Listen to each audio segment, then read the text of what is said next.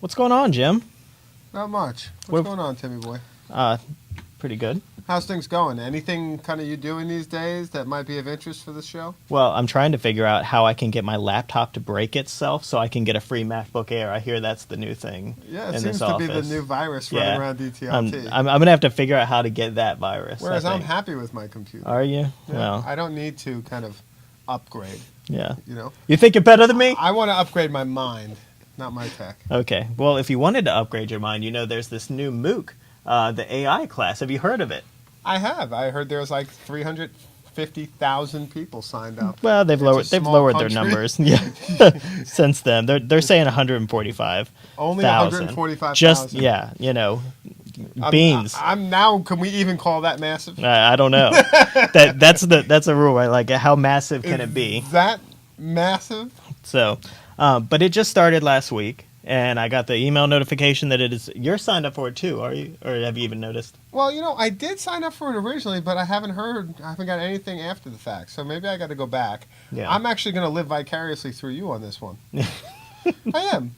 Good to know. You're going to let me take the brunt of the work. And well, what do you I'm want really me to share interested a in line on your certificate, on my certificate? I just hope that if the badges are open, I could borrow some of your badges. Like, I'd like to see if you get badges as a result of this class, that right. maybe I could use them. Well, I hear there might be a way that we could share the badges. So See, that's all I want. that would be good. So let me ask you seriously, though. Uh-huh. It was your first assignment, right? Right. This week? First unit. So they've First got unit? 2 units available, which I guess are like lectures, basically. Now, can we get a sense of how any of that works? Like, Yeah. what was it like, to start? Mm-hmm. Was there any social component to it? Sure. How did the actual videos run? And then what did you have to do to kind of complete the unit? Well, here, I'll pull up the website on here so that y'all can see it. So this is the main website after you've logged in. And, of Okay. course, they're warning people. They've got announcements and updates. Has a very LMS kind of look to it. It does. Ironically, you've got your announcements, and they're saying that they're upgrading their servers and stuff. But you've got your units along the left-hand side. So there's only 2 available right now. But if I expand this, you can see how it breaks it up. And beside each section of the lecture, there are some that have question marks beside it. And those are actual quiz questions.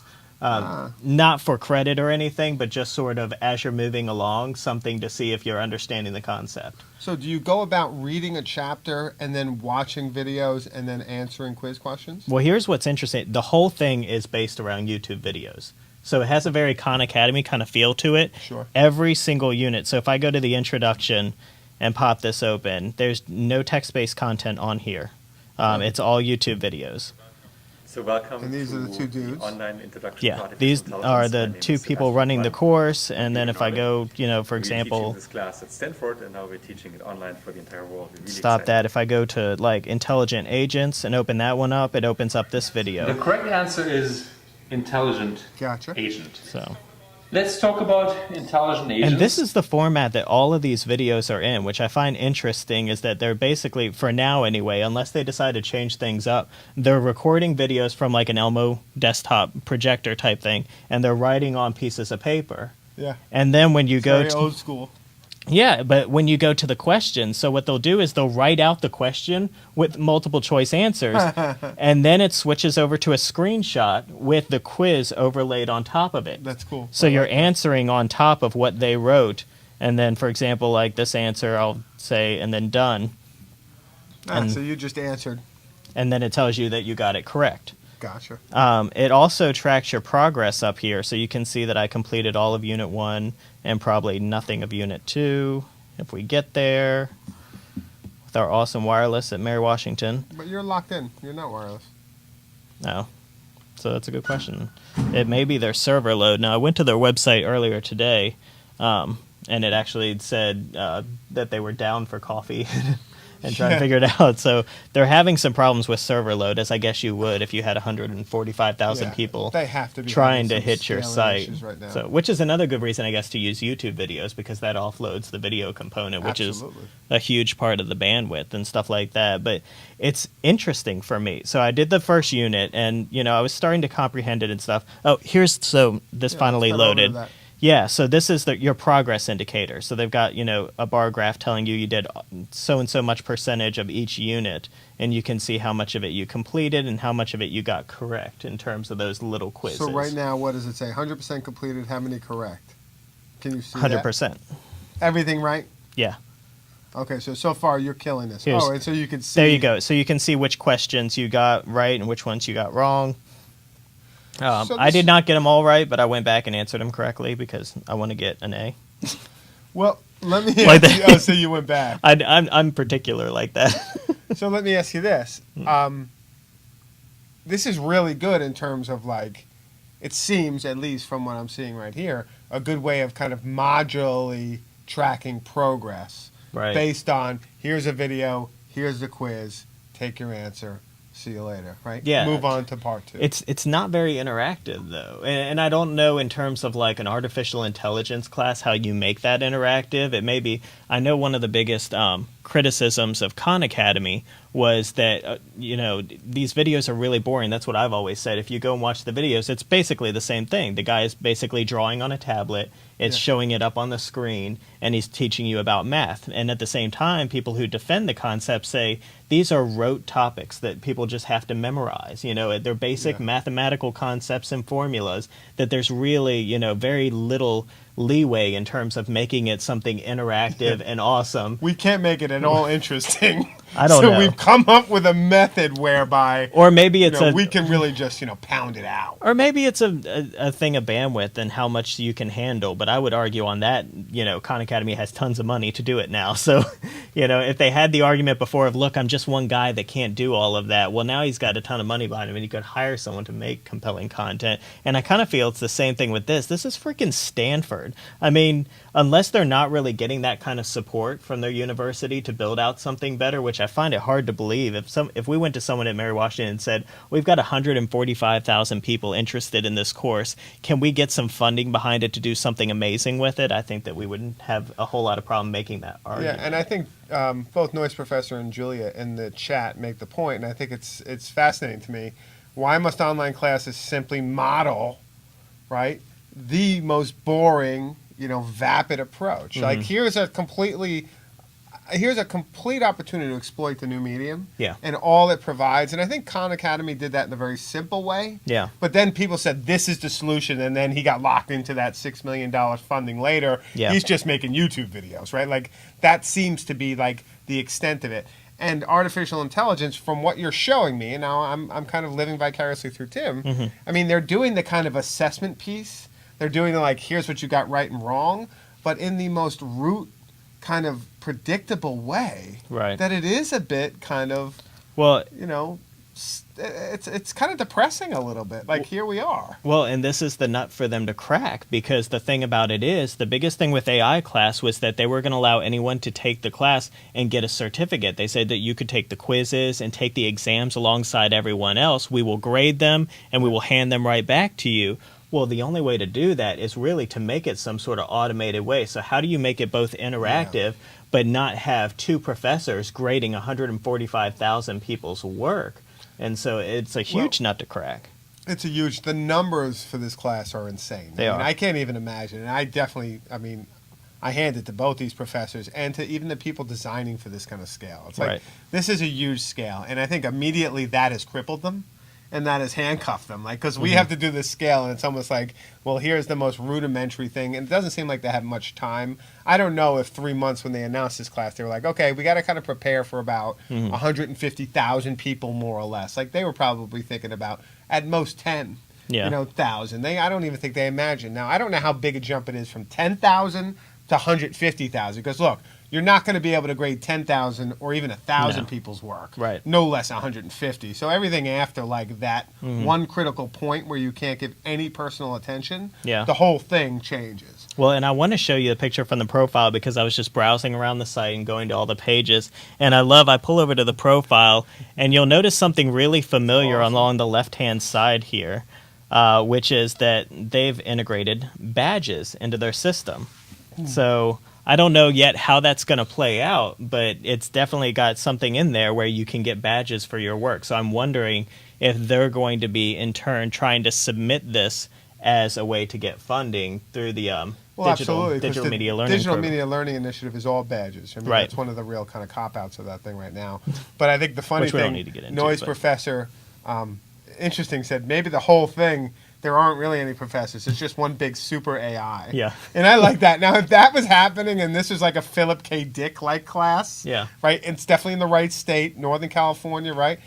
I would dig that if Yeah. it turned out that this was kind of programmed by some kind of fake Philip K. Dick bot, and we think we're in the class, but we're not really in the class. Yeah. We're not taking the class is taking us, Mm-hmm. and it's using all this to kind of further reproduce. The real problem with this class, though, is if you have 145,000 people who are interested, and a small fraction of them will be dedicated, Right. and you can't find a way to bring those small fraction together.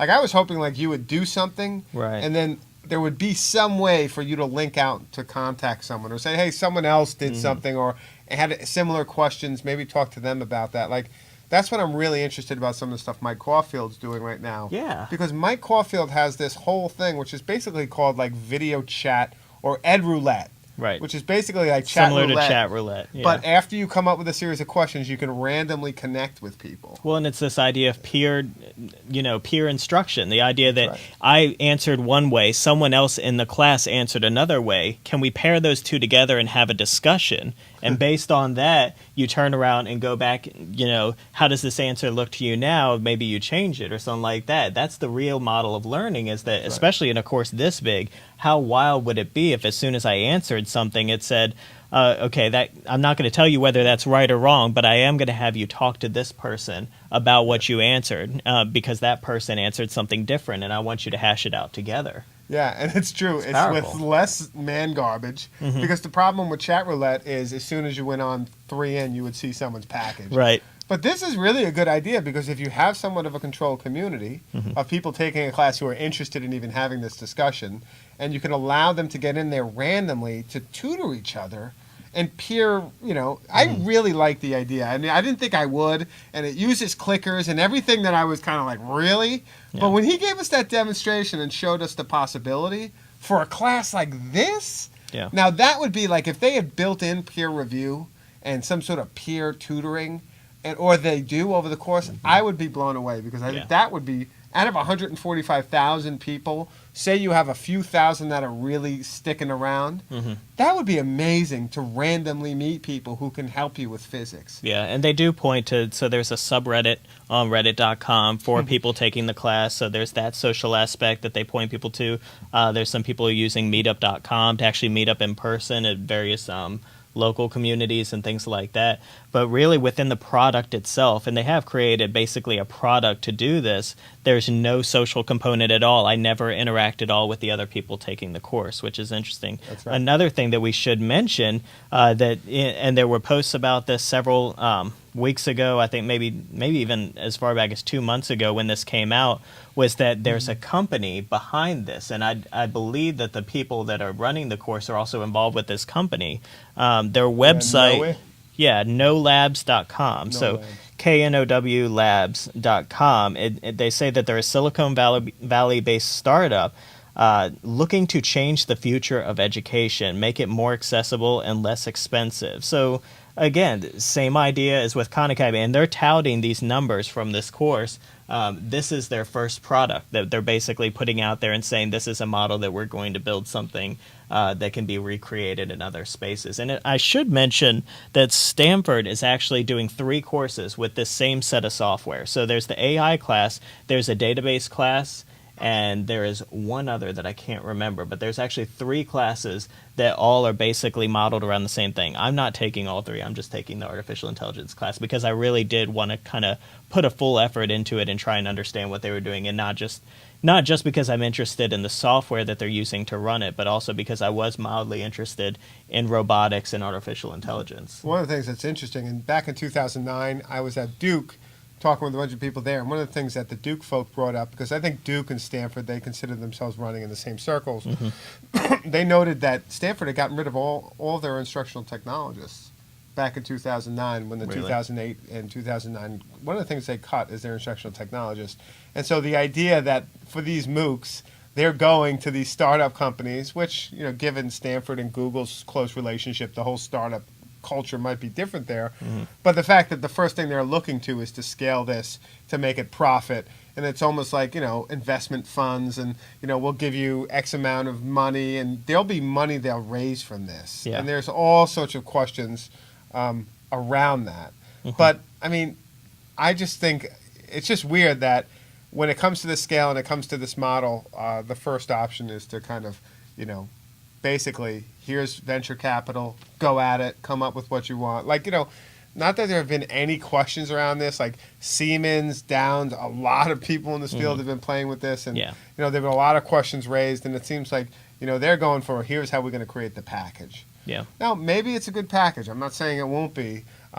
But I wonder what it will suffer from, but having no real social element. Yeah. I mean, because how is this different from a correspondence school online then? Well, I mean, playing devil's advocate here, I can think of no better thing for building out a piece of software than having 145,000 beta testers running it and going at it and trying to make it better. So if the end result is that what this starts with is just one portion of it, they do have, I should mention, a discussion tab which says coming soon, and I don't know if they've added it yet. I'll check.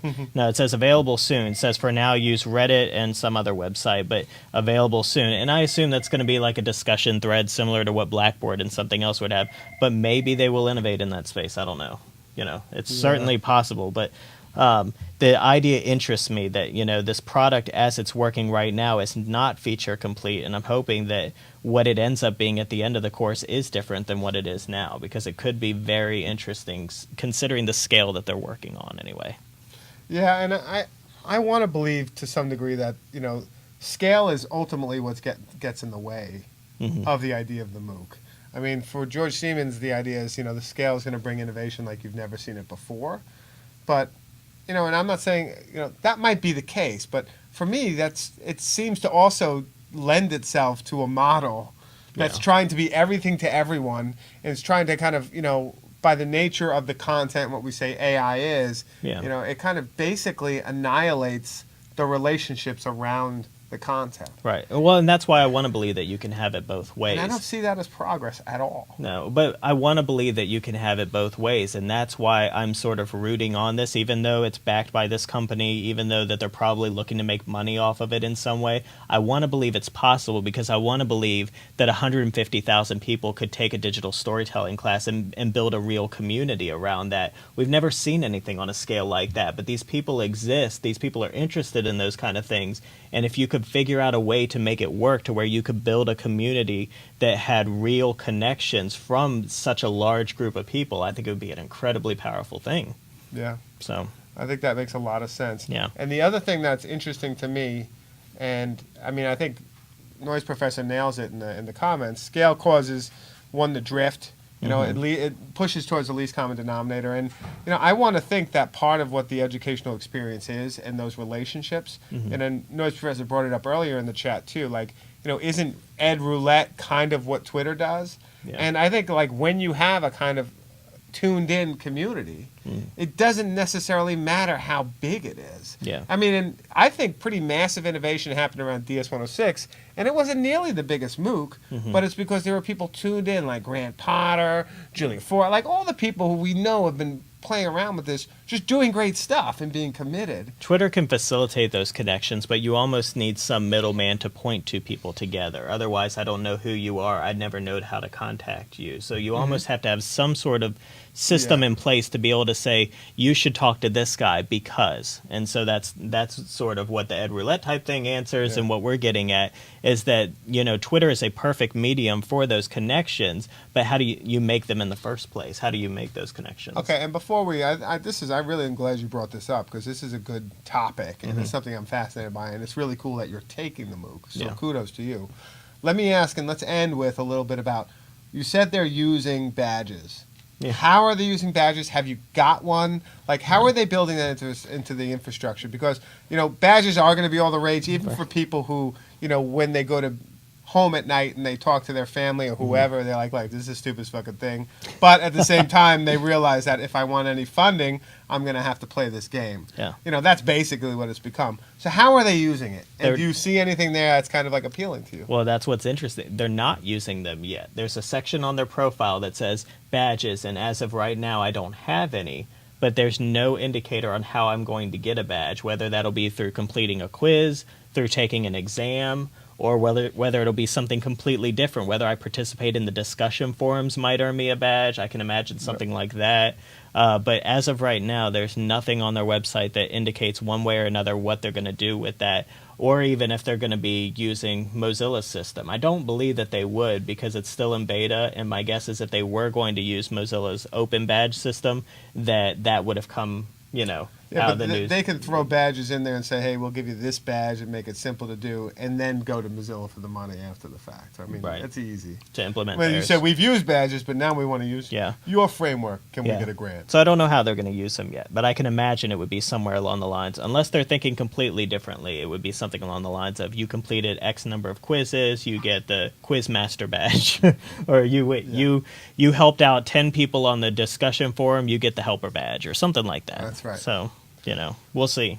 I guess that's all I can say for now. We'll definitely have to do a follow-up episode We will. nearer towards the end of the semester, so to speak, when this is coming Well, to it'll a be close, interesting to see how it changes. See how we talked about their infrastructure now and how it's pretty much, a pretty lame LMS that's going about Yeah. sharing videos and giving you a quiz, Yeah. to what it becomes in 10 weeks. Because it's Yeah. a 10-week class, right? Yeah. It ends the end of November or whatever. Mm-hmm. Okay, Somewhere around there. great. So stay tuned. Stay tuned. And thanks, everybody. Your chat was awesome. Yeah, definitely. Take And care. hopefully we responded. All right, bye.